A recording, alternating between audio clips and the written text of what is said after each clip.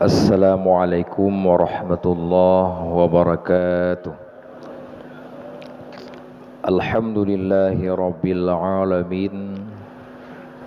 Wal aqibatu lil muttaqin wa la udwana illa 'alal zalimin. Asyhadu an la ilaha illallah wahdahu la syarikalah wa asyhadu anna Muhammadan 'abduhu wa rasuluh. Allahumma salli wa sallim ala Sayyidina Muhammad wa ala alihi wa ashabihi ajma'in. Amma ba'du, faqala Allah subhanahu wa ta'ala fil Qur'anil Karim.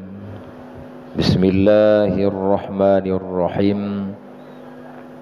Faman 'afa wa aslaha falahu ajrum minallah. Sadaqallahul azim.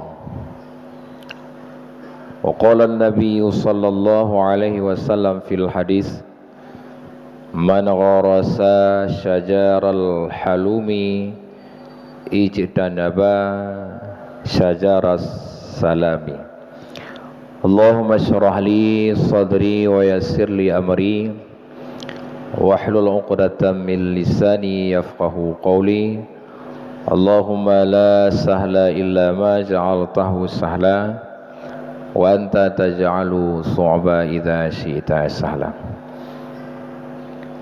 Yang kami muliakan kepada guru-guru kami, orang tua kami yang telah berhadir pada subuh yang berbahagia ini, dan kepada seluruh para jamaah kaum muslimin dan muslimat yang dirahmati oleh Allah. Rasulullah sallallahu alaihi wasallam dalam satu hadis yang diriwayatkan oleh Bukhari dan Muslim bersabda, kata Rasul, al khairun salasu khisalin. Kebaikan itu ada pada 3 perkara. Faman kunna fihi faqadis takmalal imanu. Maka orang yang adalah 3 perkara itu fihi padanya orang tersebut, faqadis takmalal iman, maka sungguh dia akan sempurna iman. Yang pertama, faman arada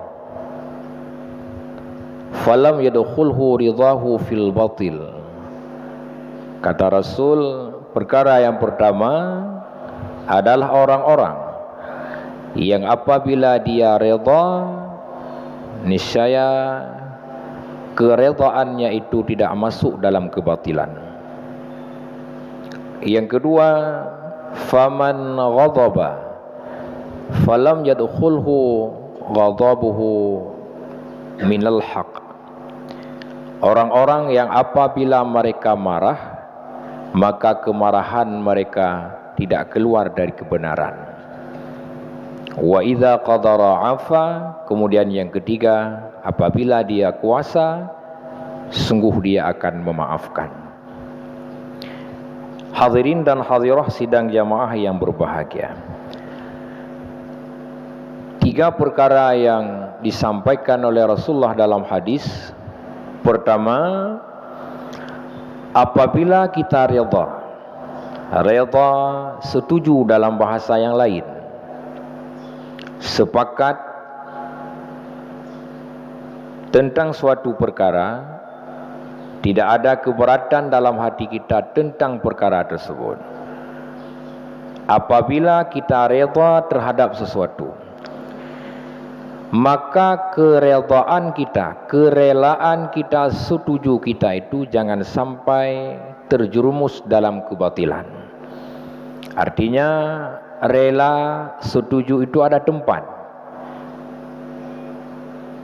Tidak semua boleh kita setujui, tidak boleh semua kita berikan legalitas.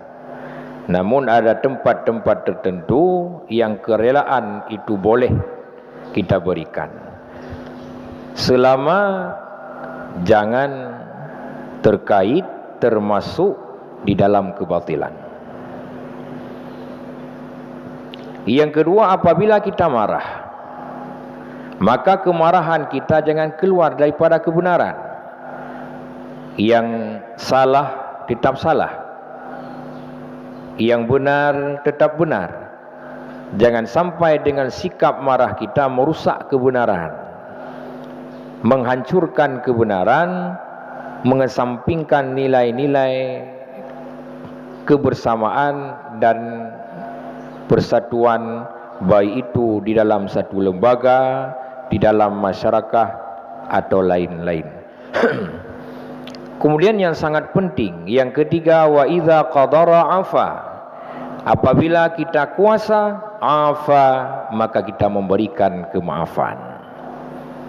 Hadirin dan hadirah sidang jamaah yang berbahagia, itulah kata Rasul, faqadis takmalal iman, maka iman yang kita miliki akan sempurna. Afa artinya memaafkan. Diceritakan dalam satu riwayat di mana pada hari kiamat nanti Allah memanggil seluruh orang yang mendapat pahala,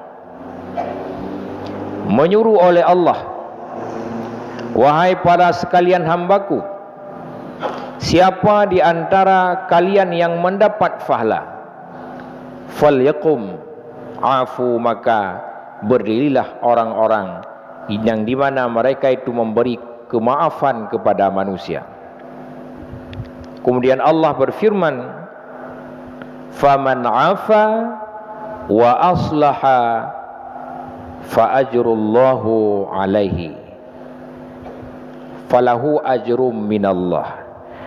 Maka barang siapa yang memberikan kemaafan atas kesalahpahaman, atas terjadinya sengketa, wa aslaha, dan dia berdamai dengan sesamanya, tidak ada masalah dan menghilangkan masalah, kembali kepada jalan yang baik dan selalu kompak, falahu ajrum minallah, maka baginya itu ada pahala daripada Allah.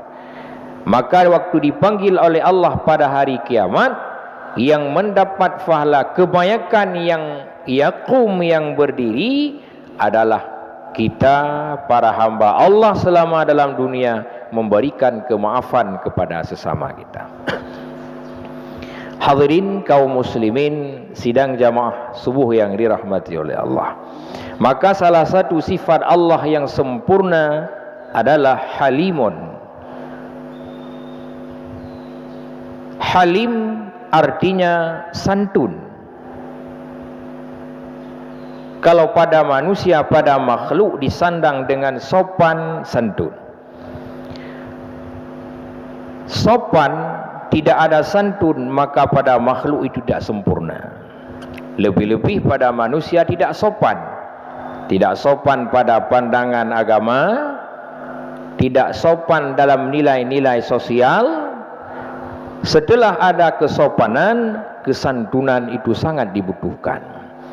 Halimun dalam bahasa Arab, halimun terdiri dari 3 huruf, ha, lam, dan mim. Lam diartikan oleh Faris Al-Yamani, lam itu adalah tidak ada makna, artinya tidak ada ketergesaan di dalam pekerjaan. Lam bermakna lawan kata daripada taisun. Taisun artinya buru-buru. Adapun lam yang ada pada halim itu tidak terburu-buru.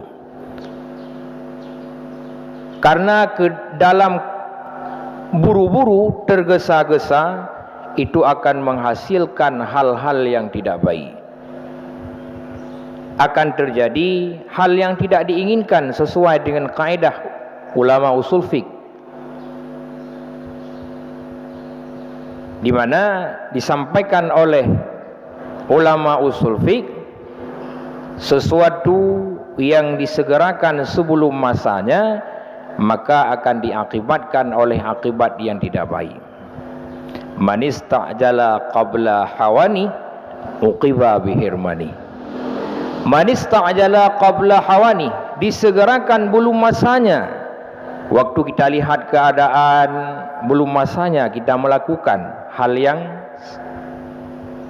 kita lakukan, lantas kita lakukan hal tersebut, uqiba bihirmani, maka akan diakibatkan dengan hal yang tidak baik. Maka Allah yang bersifat dengan halim, yang santun, tidak tergesa-gesa. Nah, bagaimana kalau Allah tergesa-gesa? Lau yu'akhidhumullahu an-nasa,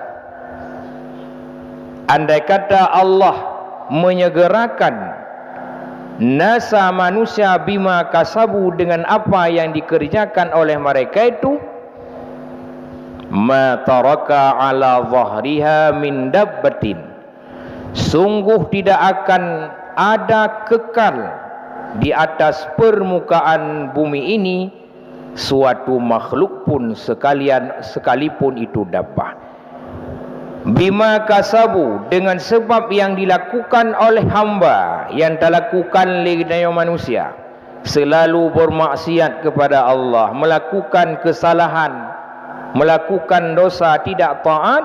Lau yu'akhidullahu an-nasa bima kasabu, gesegera oleh Allah azab. Pada kekalan keperhatikan oleh Allah, hai tim semayang, hanai taat di maksiat, pada kekalan oleh Allah, gesegerakan azab. Bagaimana kejadiannya? Ma taraku ala zahriha min dabbatin, tidak ada akan sisa suatu makhluk pun di atas dunianya. Namun bagaimana? Allah halim, Allah santun, walakinnallaha, dan akan tetapi Allah mentakhirkan azab daripada hamba-hamba yang melakukan kesalahan. Hadirin kaum muslimin sidang jamaah subuh yang dirahmati oleh Allah. Kemudian lam bermakna lutfun, lemah lembut. Mim artinya mahmudun, yang terpuji. Maka oleh Rasulullah sallallahu alaihi wasallam dalam satu hadis beliau mengatakan, man gharasa syajaral halumi ijtanaba syajaratul salami. Barang siapa yang menanam pohon halum, pohon kesantunan, pohon kelemah lembutan, pohon terpuji, maka kata Rasul, ijtanaba syajaratus salam, maka akan tumbuh pohon kesejahteraan. Sejahtera bisa juga diartikan dengan kemakmuran. Sejahtera bisa juga diartikan dengan ketentraman. Masjid yang dimiliki oleh umat muslim, masjid milik kita, masjid akan makmur dan akan salam sejahtera apabila dikelola dengan halum. Halum yang pertama, tidak ada ketergesaan. Halum yang kedua, tidak ada kekerasan, tapi lutfun, lemah lembut. Halum yang ketiga, mahmudun, terjerma dalam masjid oleh individu-individu yang terpuji. Maka apabila masjid ini kita tanam dengan pohon halum, maka akan tumbuh dalam masjid yang kita cintai ini pohon-pohon kesejahteraan, maka lahirlah kemakmuran. Hadirin kaum muslimin sidang jamaah yang dirahmati oleh Allah. Maka halum, santun, ini merupakan satu sifat yang berlawanan dengan sifat ghadab. Ghadab artinya marah, halum artinya santun. Dengan santun semua kita akan baik. Dengan santun, kekompakan akan terjaga. Dengan santun akan terwujud kemakmuran dan kesejahteraan. Para hadirin kaum muslimin sidang jamaah subuh yang dirahmati oleh Allah, bagaimana sifat kesantunan yang dimiliki oleh Rasulullah sallallahu alaihi wasallam dengan tantangan-tantangan dikala beliau melakukan dakwah, baik itu dakwah sirriyah atau dakwah jihariyah.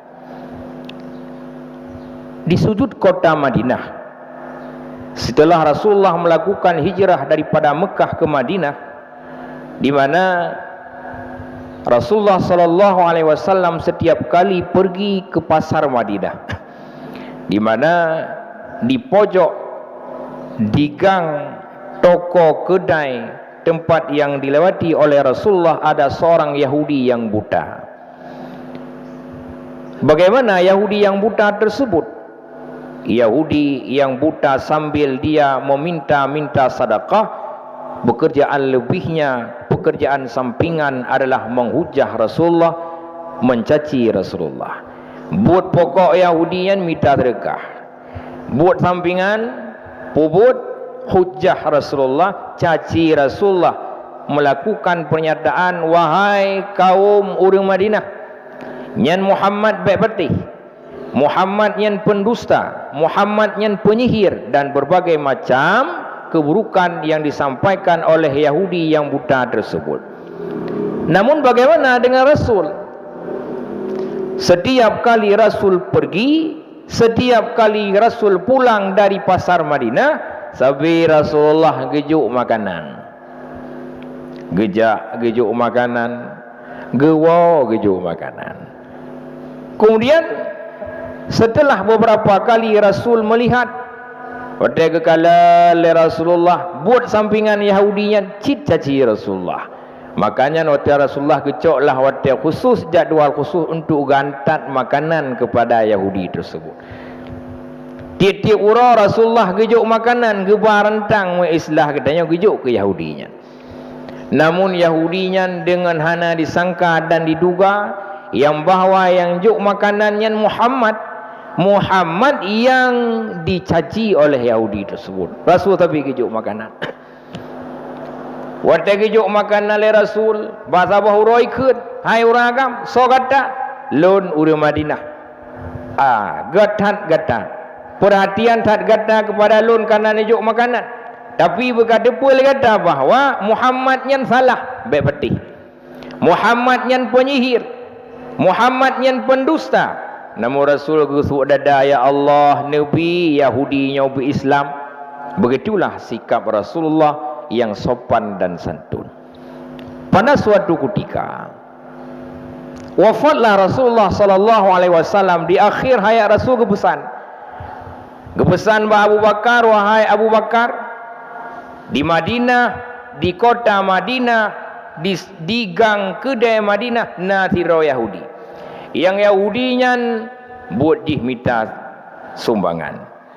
Tolong wahai Abu Bakar, negan tolong ziat dikala lun hana ente nejuk makanan ke Yahudi tersebut. Singkat cerita wafat Rasulullah, Abu Bakar menerima amanah untuk mengantarkan makanan kepada Yahudi yang buta tersebut. Gebalah makanan li Sayyidina Abu Bakar. Pertama kali pun gebah makanan oleh Sayyidina Abu Bakar, terdengar ucapan Yahudi tersebut. Dalam pernyataan dinyatakan yang bahawa Muhammad yang pendusta, Muhammad yang kan Rasul, Muhammad yang penyihir. Abu Bakar golam gejuk makanan kaitibiyat imata, mengingat bagaimana santunnya Rasulullah nyor pajih yang terjadi wa Yahudinya. Maka Rasulullah kewasiat kepada lun untuk ujuk makanan kepada Yahudi. Geputol Sayyidina Abu Bakar, gepegah wa Yahudinya, wahai urang yang minta sedekah, nyopat makanan yang jatah gata orangnya. Ketahuilah bahawa sesungguhnya urang yang tak caci le gatanya adalah urang yang juk makanan ke gata titip urang. Sodemannya itulah Muhammad. Muhammad yang kata caci, Muhammad yang kata keun sabe, yang bahawa dia dusta. Nyan Muhammad, nya Muhammad. Pajina Muhammad, Muhammad tidak ada lagi. Muhammad telah wafat, diambil kembali oleh Allah Subhanahu wa taala. Singkat cerita, Yahudi yang diklik dengan penuh penyesalan dan terucap di lisannya dua kalimah yang mulia, yakni asyhadu an la ilaha illallah wa asyhadu anna Muhammadar Rasulullah. Begitulah sifat teladan, suri tauladan yang terpancar dalam kepribadian Nabi kita yang tercinta, Nabi Muhammad sallallahu alaihi wasallam. Maka sebagai kesimpulan bahawa halum, halim, kesantunan itu satu sifat. Yang pertama, sifat itu adalah sifat yang dimiliki oleh Allah sebagai sifat yang sempurna, di mana apabila kita hamba memiliki sifat halum, halim, santun tersebut, maka akan terwujud ketentraman, akan terwujud kedamaian di sekitar kita dimanapun tempat keberadaan kita. Demikian kiranya yang dapat kami sampaikan. Mudah-mudahan nasihat singkat pada subuh yang berbahagia ini hendaknya menjadi manfaat khususnya bagi pribadi kami dan umumnya kepada seluruh para hadirin dan hadirah sidang jamaah subuh yang dirahmati oleh Allah. Mudah-mudahan ke depan, besok dan seterusnya Allah memberikan kekuatan dan kesempatan kepada kita semua untuk selalu dapat datang dan mengunjungi masjid yang kita cinta ini untuk dapat melaksanakan salat berjamaah, khususnya salat-salat rawatib. Demikian, wabillahi taufiq wal hidayah. Assalamualaikum warahmatullahi wabarakatuh.